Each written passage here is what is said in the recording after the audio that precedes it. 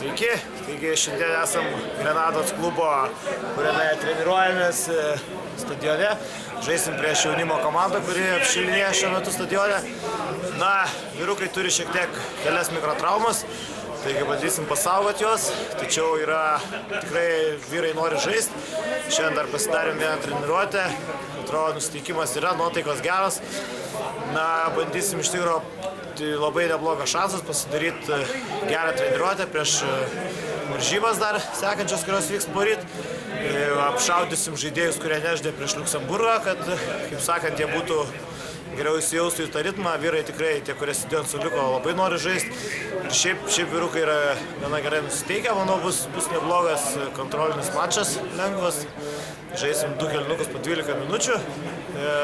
Su priešininkais pašnekėjom, kad būtų draugiški ir žaistų, kaip sakant, tvarkingai.